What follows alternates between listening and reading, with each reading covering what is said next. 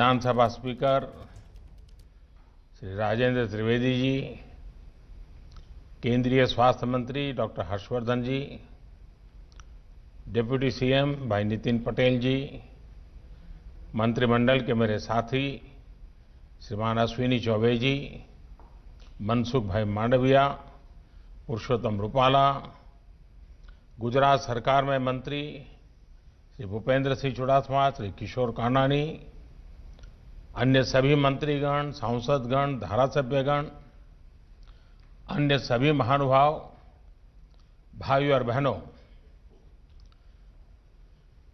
नया साल दस्तक दे रहा है।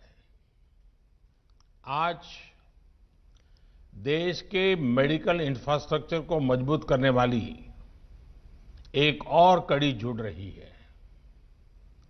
राजकोट में all India institute of medical sciences का शिलान्यास गुजरात के साथ साथ पूरे देश में स्वास्थ्य और मेडिकल एजुकेशन के नेटवर्क को उसके कारण बल मिलेगा। भाइयों और बहनों, साल 2020 को एक नई नेशनल हेल्थ फैसिलिटी के साथ विदाई देना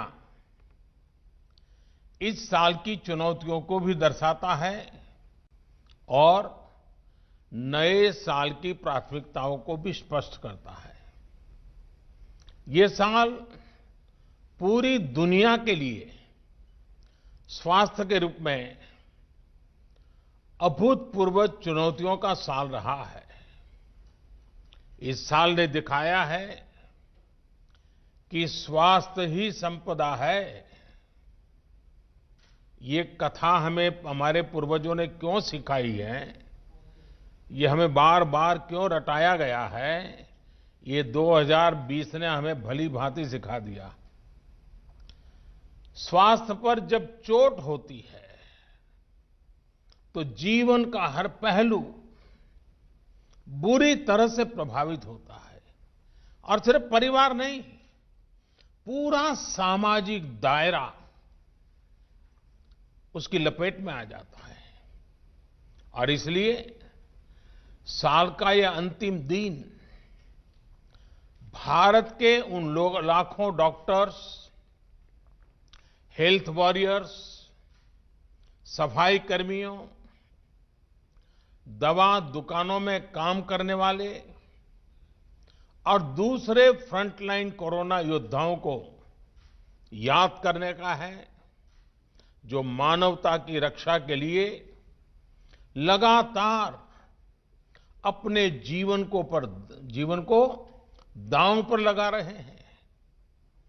कर्तव्य पथ पर जिन साथियों ने अपना जीवन दे दिया है, मैं आज उन सबको आदरपूर्वक नमन करता हूं। आज देश उन साथियों को, उन वैज्ञानिकों को, उन कर्मचारियों को भी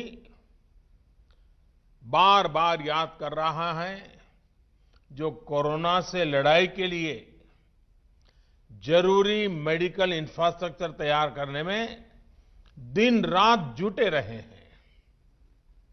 आज का दिन उन सभी साथियों की सराहना का है जिन्होंने इस मुश्किल दौर में गरीब तक भोजन और दूसरी सुविधाएं पहुंचाने में पूरे समर्पण के साथ काम किया।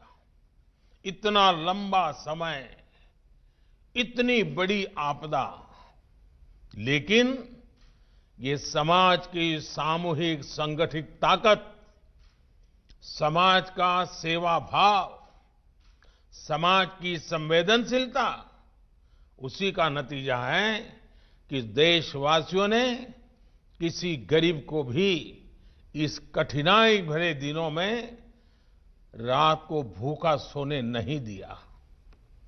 ये सब नमन के पात्र हैं, आदर के पात्र हैं।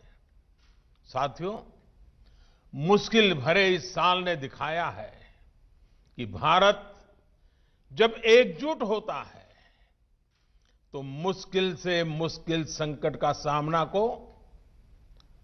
सामना वो कितनी प्रभावी तरीके से कर सकता है। भारत ने एकजुटता के साथ जिस प्रकार समय पर प्रभावी कदम उठाए, उसी का परिणाम है कि आज हम बहुत बेहतर स्थिति में हैं। जिस देश में 130 करोड़ से ज्यादा लोग हों, घनी आबादी हो, वहां करीब करीब 1 करोड़ लोग इस बीमारी से लड़कर जीत चुके हैं। कोरोना से पीड़ित साथियों को बचाने का भारत का रिकॉर्ड दुनिया से बहुत बेहतर रहा है। वहीं अब संक्रमण के मामले में भी भारत लगातार नीचे की तरफ जा रहा है। भाइयों और बहनों, साल 2020 में संक्रमण की निराशा थी, चिंताएं थी, चारों तरफ सवालिया निशान थे।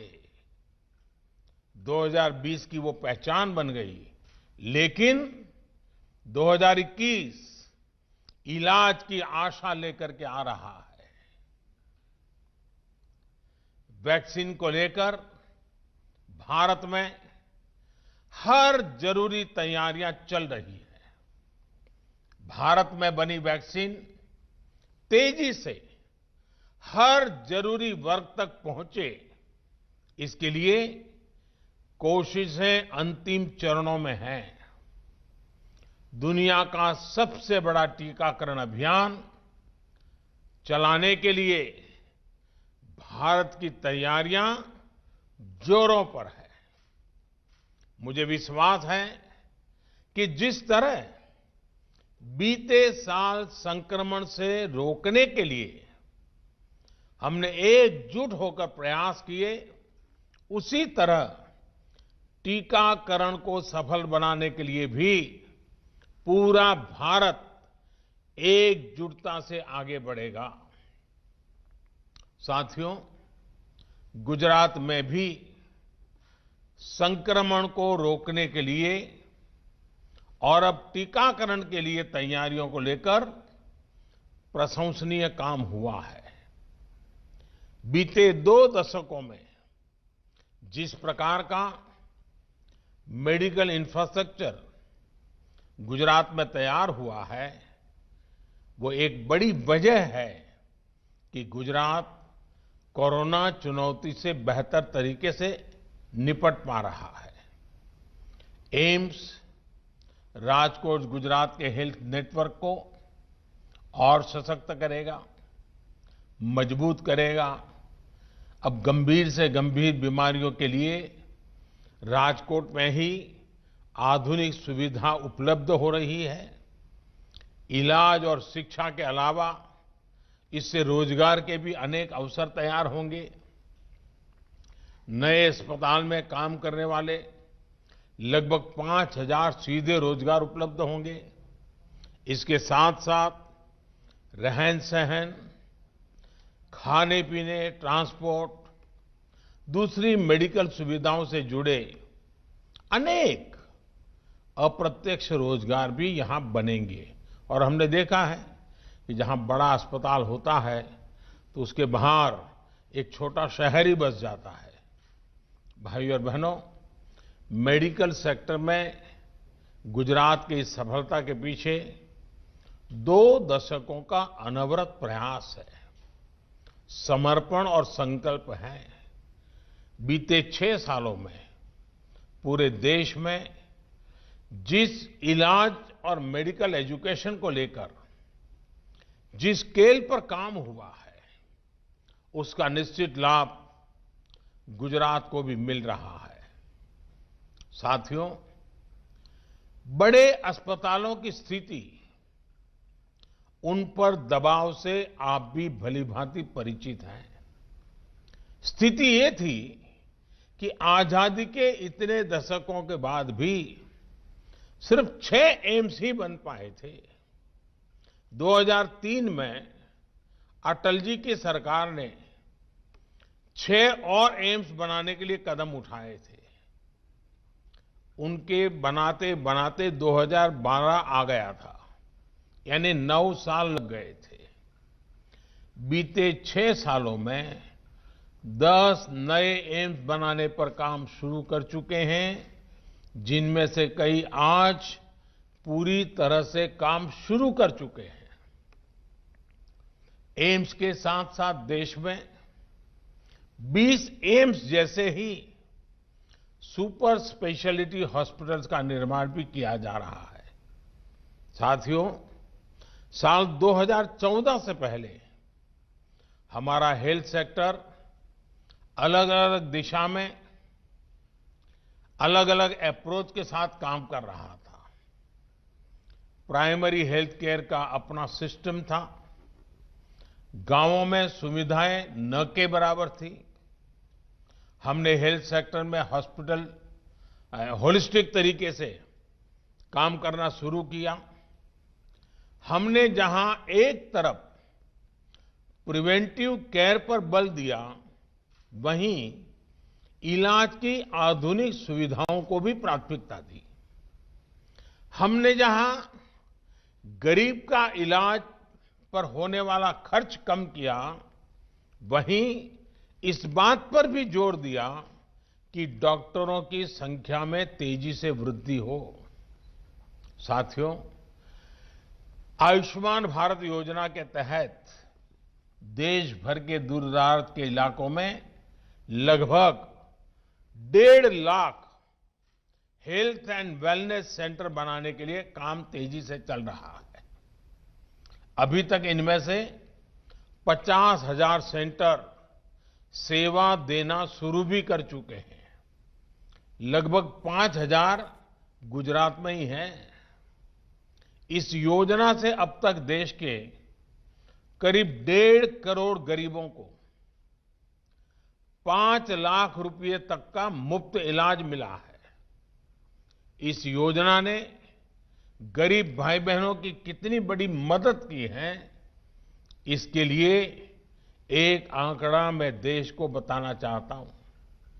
साथियों, आयुष्मान भारत योजना से गरीबों के लगभग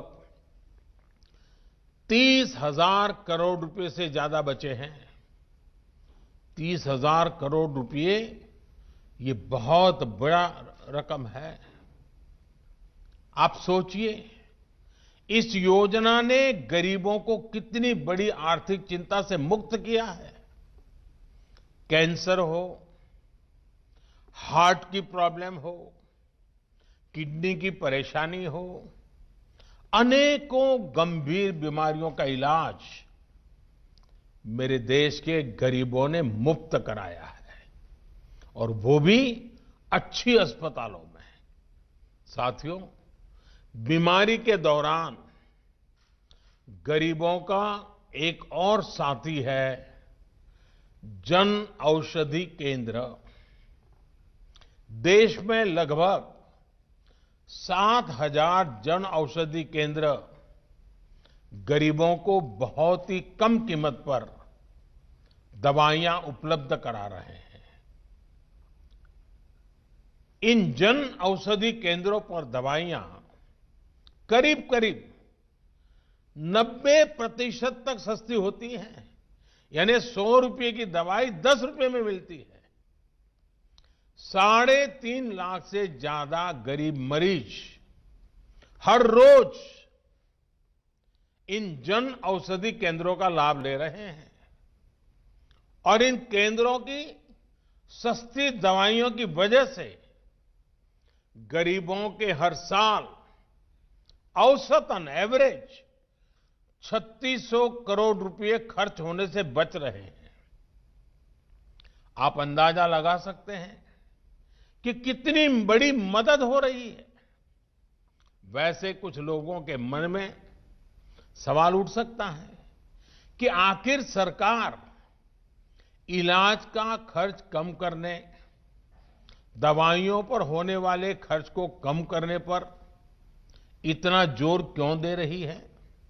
साथियों, हम में से अधिकांश उसी पृष्ठभूमि से निकले लोग हैं। गरीब और मध्यम वर्ग में इलाज का खर्च हमेशा से बहुत बड़ी चिंता रहा है।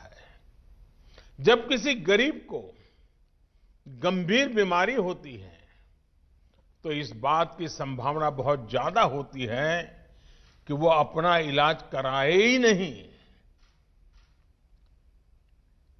इलाज के लिए पैसे ना होना, घर के अन्य खर्च, अपनी जिम्मेदारियों की चिंता,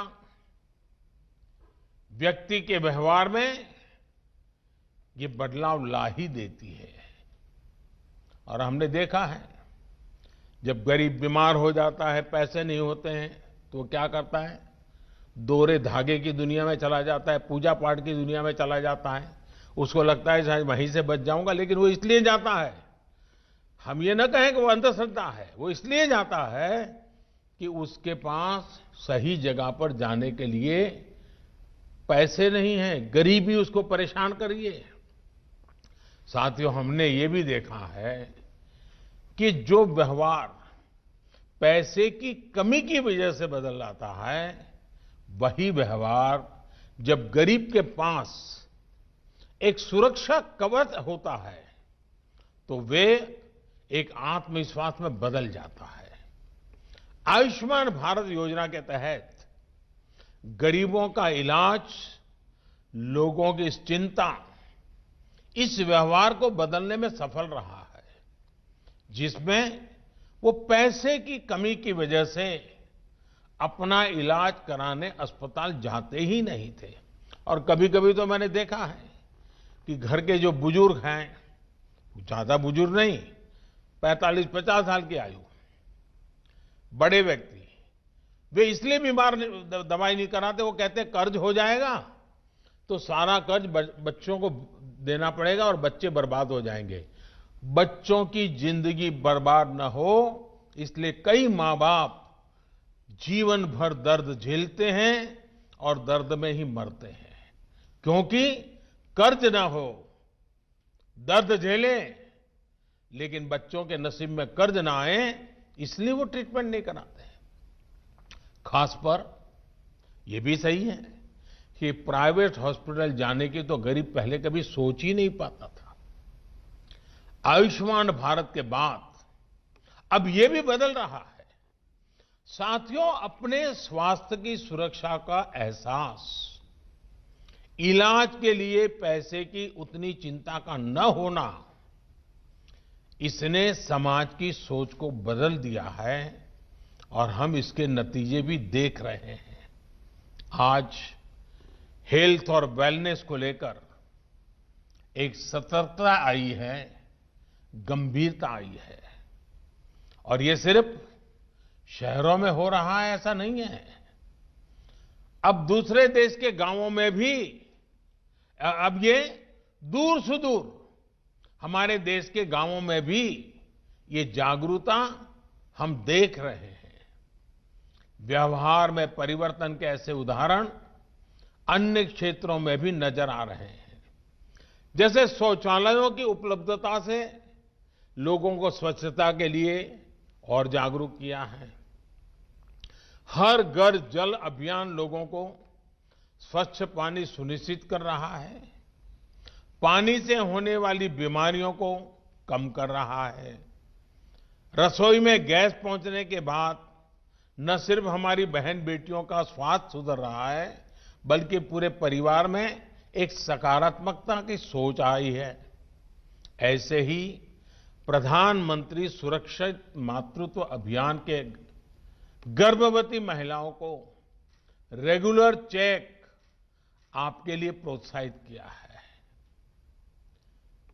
और चेकअप के कारण उनको पहले से गंभीरता की तरफ इंगित कर दिया जाता है।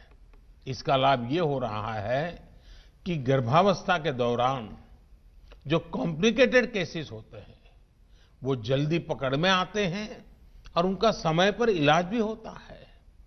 वहीं प्रधानमंत्री मातृ वंदना योजना के द्वारा ये सुनिश्चित किया जा रहा है कि गर्भवती महिलाओं को पर्याप्त पोषण मिले, देखभाल मिले। पोषण अभियान ने भी उनमें जागरूकता बढ़ाई है।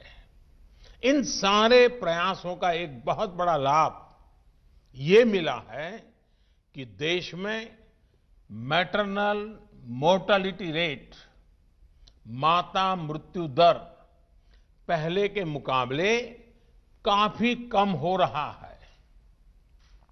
साथियों, सिर्फ आउटकम परिणाम पर ही फोकस करना काफी नहीं होता है। इम्पैक्ट महत्वपूर्ण है, लेकिन इम्प्लीमेंटेशन भी उतना ही महत्वपूर्ण है। और इसलिए मैं समझता हूं कि व्यवहार में व्यापक परिवर्तन लाने के लिए हमें सबसे पहले प्रक्रिया में सुधार करना आवश्यक होता है। बीते वर्षों में देश ने इस पर बहुत जोर दिया गया है। इसका नतीजा यह है, हम देख रहे हैं कि देश के हेल्थ सेक्टर में जहां जमीनी स्तर पर बदलाव आ रहा है और लोगों को जो सबसे बड़ी चीज मिली है वो है एक्सेस, स्वास्थ्य सुविधाओं तक उनकी पहुंच। और मैं स्वास्थ्य और शिक्षा के एक्सपर्ट से आज ये भी आग्रह करूंगा कि वो सरकार की इन योजनाओं का बेटियों की एजुकेशन पर जो प्रभाव पड़ा है उसका जरूर अध्ययन करें।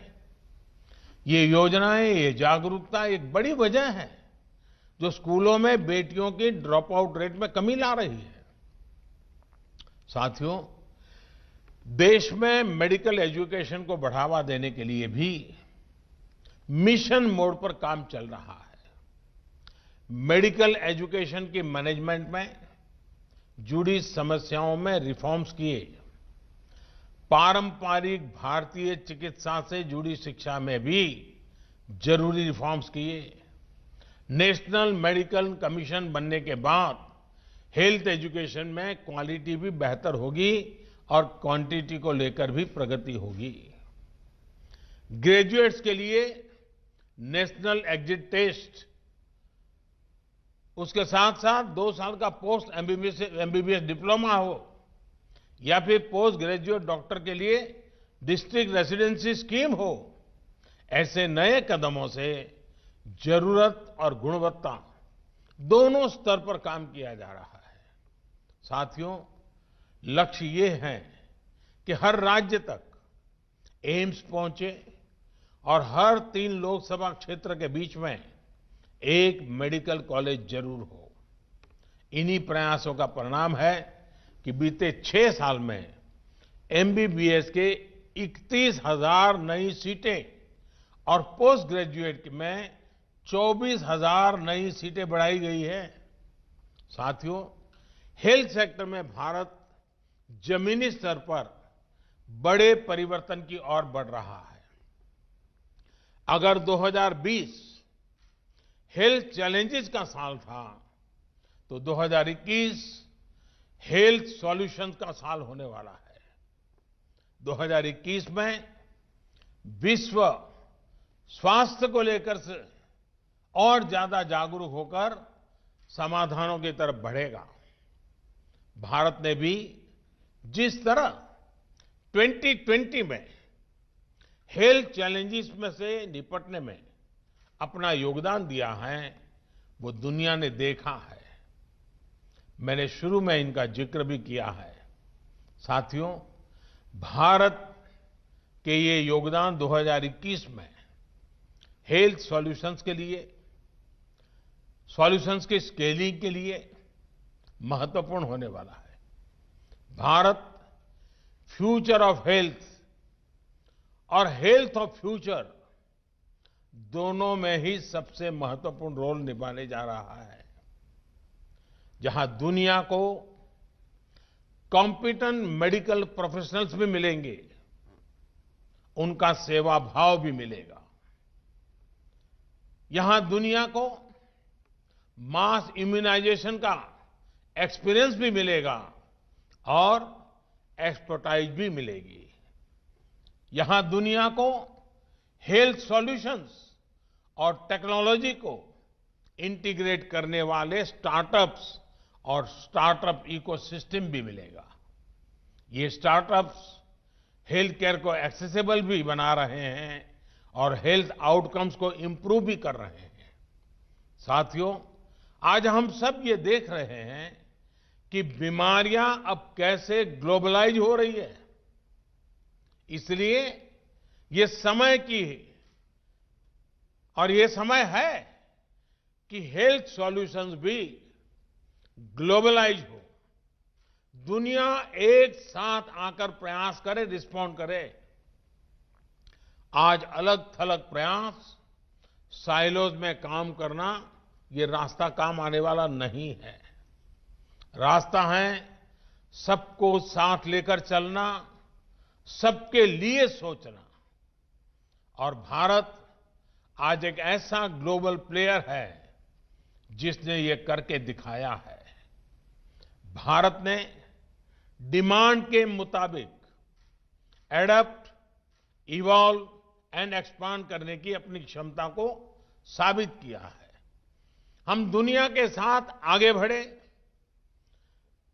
कलेक्टिव एफर्ट्स में वैल्यू एडिशन किया और हर चीज से ऊपर उठकर हमने सिर्फ और सिर्फ मानवता को केंद्र में रखा, मानवता की सेवा की।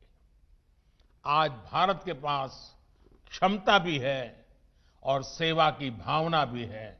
इसलिए भारत ग्लोबल हेल्थ का नर्व सेंटर बनकर उभरा है। 2021 में हमें भारत की इस भूमिका को और मजबूत करना है। साथियों, हमारे यहां कहते हैं, सर्वम अन्य परित्यज्य शरीरम पालयेदतः, यानी सबसे बड़ी प्राथमिकता शरीर के स्वास्थ्य की रक्षा ही है। सब कुछ छोड़कर पहले स्वास्थ्य की ही चिंता करनी चाहिए। नए साल में हमें इस मंत्र को अपने जीवन में प्राथमिकता के साथ उतारना है। हम स्वस्थ रहेंगे तो देश स्वस्थ रहेगा। और हम ये भी जानें, जो फिट इंडिया मूवमेंट चल रहा है वो सिर्फ नौजवानों के लिए ऐसा नहीं है। हर उम्र के लोग ये फिट इंडिया मूवमेंट से जुड़ने चाहिए। और ये मौसम भी फिट इंडिया के अपने मूवमेंट को गति देने के लिए बहुत अच्छा है। कोई परिवार ऐसा ना हो, चाहे योग की बात हो, चाहे फिट इंडिया की बात हो, हमें अपने आप को स्वस्थ रखना ही होगा। बीमार होने के बाद जो परेशानियां होती हैं, स्वस्थ रखने के लिए उतने प्रयत्न नहीं करने पड़ते हैं। और इसलिए फिट इंडिया, इस बात को हम हमेशा याद रखें, अपने आप को फिट रखें, अपने देश को फिट रखें। ये भी हम लोगों का कर्तव्य है। राजकोट के मेरे प्यारे भाइयों बहनों, गुजरात के मेरे प्यारे भाइयों बहनों, ये बात न भूलें कि कोरोना संक्रमण घट जरूर रहा है, लेकिन ये ऐसा वायरस है जो तेजी से फिर चपेट में ले लेता है। इसलिए 2 गज की दूरी, मास्क और सैनिटेशन के मामले में ढील बिल्कुल नहीं देनी है। नया साल हम सभी के लिए बहुत खुशियां लेकर के आए। आपके लिए और देश के लिए नया साल मंगल हो। लेकिन मैं ये भी कहूंगा, मैं पहले कहता था, जब तक दवाई नहीं तब तक ढिलाई नहीं, बार बार कहता था। अब दवाई सामने दिख रही है, कुछ ही समय का सवाल है। तो भी मैं कहूंगा, पहले मैं कहता था दवाई नहीं तो ढिलाई नहीं, लेकिन अब मैं फिर से कह रहा हूं दवाई भी और कड़ाई भी। कड़ाई भी बरतनी है और दवाई भी लेनी है। दवाई आ गई तो सब छूट मिल गई, ये भ्रम में मत रहना। दुनिया यही कहती है, वैज्ञानिक यही कहते हैं, और इसलिए अब मंत्र रहेगा हमारा 2021 का, दवाई भी और कड़ाई भी। दूसरी एक बात, हमारे देश में अफवाहों का बाजार जरा तेज रहता है। भांति भांति के लोग अपने निजी स्वार्थ के लिए, कभी गैर जिम्मेदार व्यवहार के लिए भांति भांति अफवाहें फैलाते हैं। हो सकता है जब वैक्सीन का काम प्रारंभ हो तो भी अफवाहों का बाजार भी उतना ही तेज चलेगा। किसी को बुरा दिखाने के लिए सामान्य मानवी का कितना नुकसान हो रहा है, इसकी परवाह किए बिना न जाने अनगिनत काल्पनिक झूठ फैलाए जाएंगे।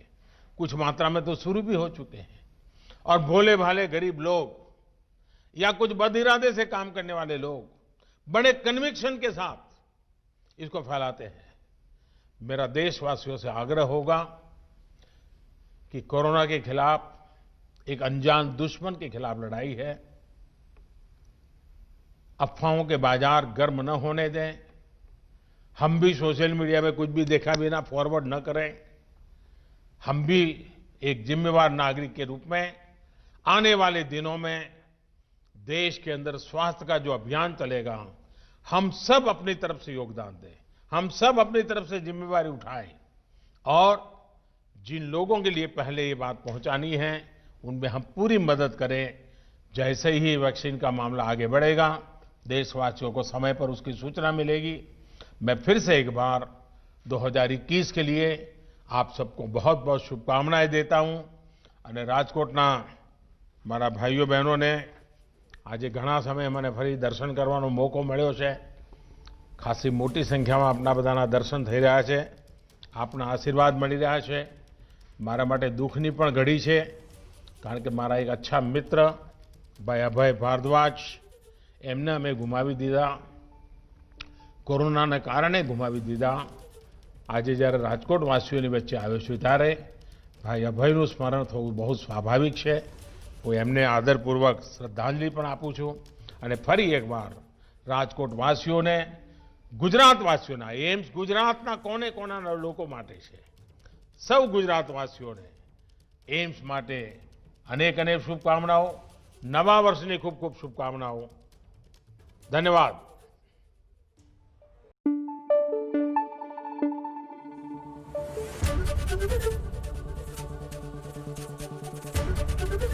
एबीपी न्यूज आपको रखे आगे।